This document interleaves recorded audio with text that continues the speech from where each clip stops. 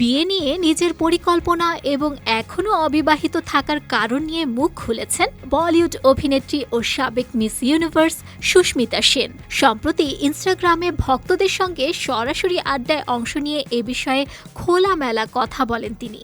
লাইভে এক ভক্ত জানতে চান বিয়ের কোনো পরিকল্পনা আছে কিনা।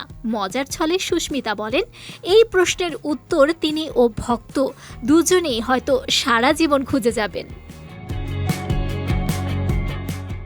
তবে বিয়ে না করার কারণ নিয়ে এর আগেও মুখ খুলেছেন এই অভিনেত্রী। এক সাক্ষাৎকারে তিনি জানান, জীবনে বেশ কয়েকজন চমৎকার মানুষের আগমন ঘটলেও কোনো সম্পর্কই শেষ পর্যন্ত টেকেনি। তার ভাষ্য, বিয়ে না করার একমাত্র কারণ হলো সেই সম্পর্কগুলো তাকে হতাশ করেছে। তবে এই সিদ্ধান্তের সঙ্গে তার দত্তক নেওয়া 2 মেয়ের কোনো সম্পর্ক নেই।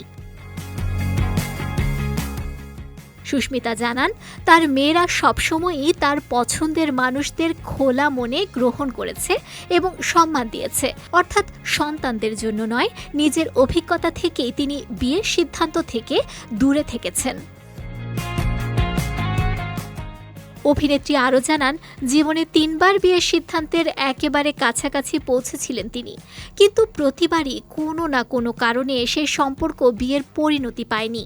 রসিকতা করে সুস্মিতা বলেন, প্রতিবারই ঈশ্বর আমাকে বড় কোনো বিপদ বা ঝামেলাপূর্ণ সম্পর্ক থেকে বাঁচিয়েছেন।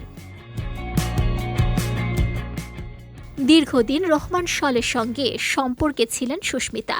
2021 সালে তাদের বিচ্ছেদ হয়। পরে ব্যবসায়ী ললিত মোদির সঙ্গেও তার সম্পর্কের খবর প্রকাশ্যে আসে। তবে সেসব অধ্যায় পেরিয়ে বর্তমানে 2 মেয়েকে নিয়ে নিজের স্বাধীন জীবনেই সুখী সুস্মিতা।